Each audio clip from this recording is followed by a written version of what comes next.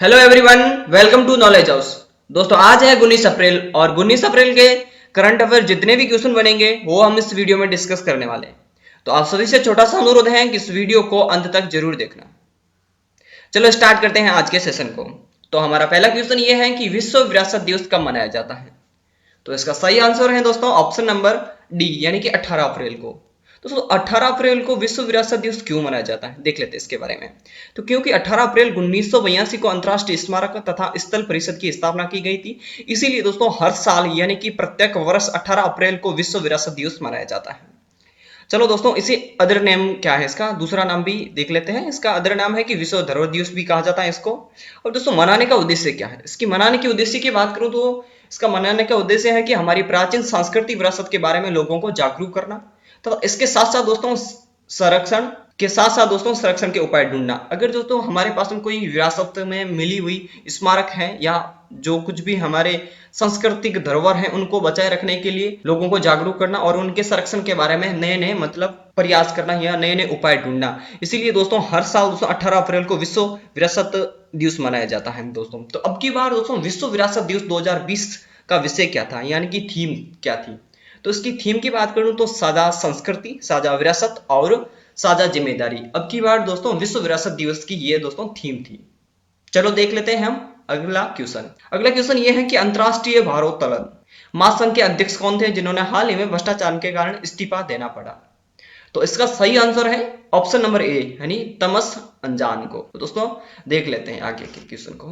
दोस्तों अंतरराष्ट्रीय भारोत्तोलन महासंघ यानी IWF इनके अध्यक्ष थे तमम आजन, जिन्होंने हाल ही में दोस्तों भ्रष्टाचार के कारण दोस्तों इस्तीफा देना पड़ा। तो इसका फुल फॉर्म क्या है, इंटरनेशनल वेट लिफ्टिंग फेडरेशन है। तो इसकी स्थापना कब हुई, स्थापना की बात कर लेते हैं। स्थापना दोस्तों 1905 में हुई। इसका मुख्यालय की बात करते हैं, मुख्यालय दोस्तों हंगरी में है।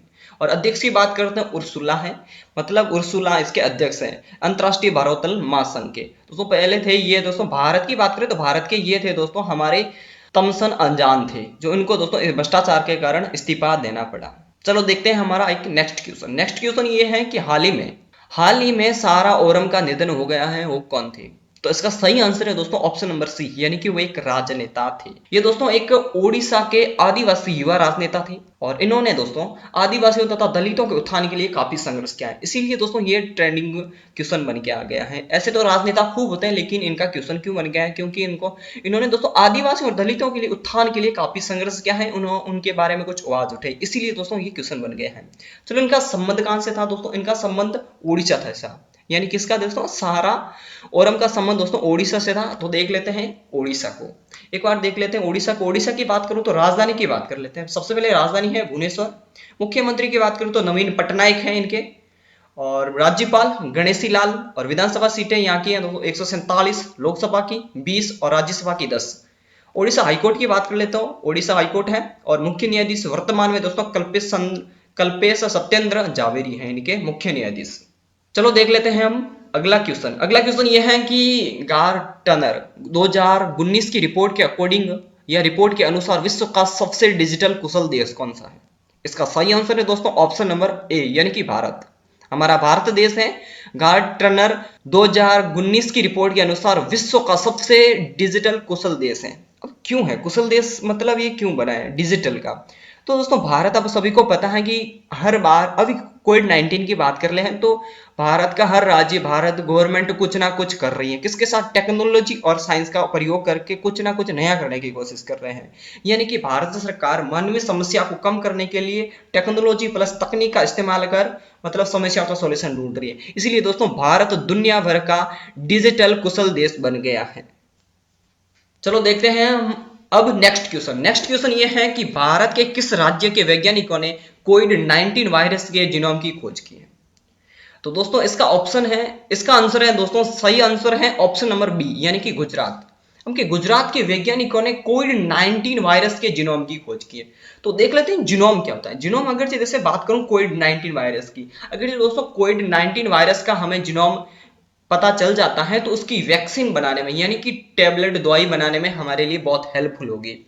तो इसीलिए दोस्तों जीनोम की खोज कर ली है, कोविड-19 वायरस के जीनोम की खोज की है, ये गुजरात के वैज्ञानिकों ने की है। अगर जो बीमारी कोई होती है तो उसकी जीनोम की खोज कर लेते हैं, उसकी मतलब वैक्सीन तैयार करने में बहुत ही हेल्पफुल होती हैं। तो अब मतलब जल्दी ही कोविड-19 की वैक्सीन तैयार करने में मतलब तैयार हो जाएगी, जल्दी बहुत ही वैज्ञानिक कर रहे हैं। तो दोस्तों इसका संबंध कहां से? गुजरात से, यानी गुजरात के वैज्ञानिकों ने कोविड-19 वायरस के जीनोम की खोज की है। तो गुजरात की देख लेते हैं, चर्चा कर लेते हैं एक बार गुजरात की। राजधानी की बात करूं दोस्तों, गुजरात की राजधानी है गांधीनगर। मुख्यमंत्री की बात करूं तो मुख्यमंत्री है विजय रूपाणी, और जो बीजेपी से हैं। राज्यपाल की बात करूं तो राज्यपाल है आचार्य देवव्रत। विधानसभा सीटें, यहाँ की विधानसभा सीटें 182, लोकसभा की सीटें 26 और राज्यसभा की सीटें 11। उच्च न्यायालय की बात करूं तो गुजरात उच्च न्यायालय अहमदाबाद है। और मुख्य न्यायाधीश की बात करूं तो वर्तमान इसके मुख्य न्यायाधीश है विक्रमनाथ। चलो देख लेते हैं हम अब हमारा नेक्स्ट क्वेश्चन। नेक्स्ट क्वेश्चन ये है कि हाल ही में किसान रथ ऐप किसने लॉन्च किया? तो इसका सही आंसर है ऑप्शन नंबर सी, यानी कि नरेंद्र सिंह तोमर ने किया है। तो देखते हैं नरेंद्र सिंह तोमर कौन है। नरेंद्र सिंह तोमर दोस्तों भारत के कृषि मंत्री हैं। प्रेजेंट टाइम में भारत के कृषि मंत्री नरेंद्र सिंह तोमर ने हाल ही में दोस्तों क्या है कि किसान रथ ऐप लॉन्च किया है। क्या क्या है? किसान रथ ऐप लॉन्च। तो किसान रथ ऐप लॉन्च किया है तो इसका खासियत क्या है, क्या बात है जो मतलब ट्रेंडी क्वेश्चन बन के आ गए हमारे सामने। इसकी बदौलत यह है कि इस ऐप के जरिए खेतों में रखी हुई फसलें, सब्जियां और वाहन के अनुसार दोस्तों वाहन का इस्तेमाल करके मतलब मंडी में पहुंचाना। जैसे कि रखी हुई है, अभी क्या है कि प्रेजेंट टाइम में भारत में चारों तरफ लॉकडाउन ही लोग सब घर के अंदर बैठे हुए, और इनको दोस्तों सामान की जरूरत पड़ती है, सामान की, फसलों की, खाने के लिए और मतलब भोजन की सामग्री जितनी भी जरूरत होती है, निजी आवश्यकता, उनकी वस्तुओं को लेकर परिवहन की व्यवस्था की गई है इस रथ मतलब किसान रथ ऐप के अकॉर्डिंग। तो खाद्यान्न वस्तुओं को परिवहन की सुविधा देने के लिए किसान रथ ऐप लॉन्च किया गया है। समझ में आ गया आप सभी को? चलो देख लेते हैं हम एक हमारा नेक्स्ट क्वेश्चन। नेक्स्ट क्वेश्चन ये है कि भारत का कौन सा राज्य है जिन्होंने हाल ही में पूल परीक्षण किया है, अभियान शुरू किया है, पूल अभियान शुरू किया है। तो इसका सही आंसर है ऑप्शन नंबर ए, यानी कि उत्तर प्रदेश ने। भारत का उत्तर प्रदेश राज्य है जिन्होंने पूल परीक्षण अभियान शुरू किया है। तो दोस्तों पूल परीक्षण क्या होता है? इसे पूल परीक्षण को दोस्तों समूह परीक्षण भी कहा जाते हैं। अब दोस्तों उत्तर प्रदेश में पूल परीक्षण करने की क्या जरूरत पड़ गई, क्या हो गया? तो अभी देखते हैं कि कोविड-19 की बात करें या कोरोना वायरस की बात करें, तो उत्तर प्रदेश में भारत की बात करें तो भारत के उत्तर प्रदेश राज्य में सबसे ज्यादा 500 प्लस भी कोविड-19 यानी कोरोना के मरीज देखने को मिले हैं। तो वहां की सरकार ने दोस्तों एक सामूहिक परीक्षण करने के लिए दोस्तों पूल परीक्षण का अभियान शुरू किया है, यानी पूल परीक्षण रखा गया है। सामूहिक परीक्षण करने के लिए उसका नाम रखा है पूल परीक्षण है। तो यहाँ की क्या है कि एक एक करते, पहले किसी पेशेंट की जांच करते थे, एक एक करते थे, उसकी रिपोर्ट भी आती थी। अब क्या है कि समूहों के साथ परीक्षण किया जाएगा ताकि कम टाइम लगेगा और रिपोर्ट भी जल्दी जल्दी आ जाएगी। इसीलिए दोस्तों पूल परीक्षण किया गया है उत्तर प्रदेश सरकार ने, क्योंकि मरीज मतलब दिन कंटिन्यू बढ़ रहे हैं, इसीलिए दोस्तों इनकी रोकथाम के लिए किया जा रहा है। तो किसने किया है दोस्तों? उत्तर प्रदेश। देख लेते हैं एक बार उत्तर प्रदेश के बारे में। तो उत्तर प्रदेश की बात करूं तो राजधानी है लखनऊ, मुख्यमंत्री है यहाँ के आदित्यनाथ योगी, राज्यपाल है आनंदीबेन पटेल और विधानसभा की सीटें हैं 403, लोकसभा की सीटें 80 और राज्यसभा की सीटें 31 है। और यहाँ के उच्च न्यायालय की बात करूं तो इलाहाबाद उच्च न्यायालय और खंडपीठ है लखनऊ दोस्तों, और वर्तमान इसके मुख्य न्यायाधीश है गोविंद माथुर। चलो देख लेते हैं हम अब हमारा नेक्स्ट क्वेश्चन। नेक्स्ट क्वेश्चन ये है कि भारत की किस मोटरसाइकिल कंपनी ने नॉर्टन पर अपना अधिग्रहण किया है? तो इसका आंसर है दोस्तों ऑप्शन नंबर बी, यानी कि टीवीएस ने।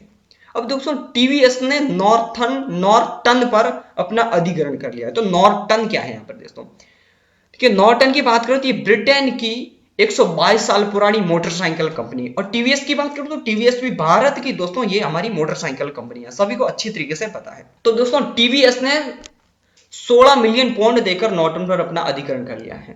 तो दोस्तों टीवीएस की बातचीत हो रही है, तो ये देखिए नॉर्टन पर अधिकार कर लिया है। नॉर्टन में पहले बता चुका हूं कि ये 122 साल पुरानी मोटरसाइकिल कंपनी है, ब्रिटेन की थी। अब दोस्तों यहाँ पे अधिग्रहण कर लिया है टीवीएस ने। चलो बातचीत कर रहे हैं टीवीएस की। तो टीवीएस की स्थापना की बात करूं दोस्तों, टीवीएस की स्थापना 1978 में वेगाराम और सुंदरम ने की है, और इसका टीवीएस का मुख्यालय है दोस्तों तमिलनाडु चेन्नई के अंदर है। तो इस प्रकार ये क्वेश्चन था कि टीवीएस ने अभी हाल ही में दोस्तों ब्रिटेन की कंपनी है या ब्रिटेन की मोटरसाइकिल कंपनी है नॉर्टन, उन पर अधिग्रहण कर लिया है। चलो देख लेते हैं हम हमारा नेक्स्ट क्वेश्चन। नेक्स्ट क्वेश्चन ये है कि रैपिड परीक्षण करने वाला देश का पहला राज्य कौन सा है? चलो देख ले हैं इसका आंसर क्या है। इसका आंसर है दोस्तों ऑप्शन नंबर बी, यानी कि राजस्थान। दोस्तों राजस्थान देश का रैपिड परीक्षण करने वाला पहला राज्य बन चुका है। चलो रैपिड परीक्षण क्या होता है और राजस्थान की बातचीत कर लेते हैं। राजस्थान के स्वास्थ्य मंत्री हैं दोस्तों रघु शर्मा, जिन्होंने दोस्तों अभी कहा है कि रैपिड परीक्षण उन्होंने अभी अभियान शुरू किया है।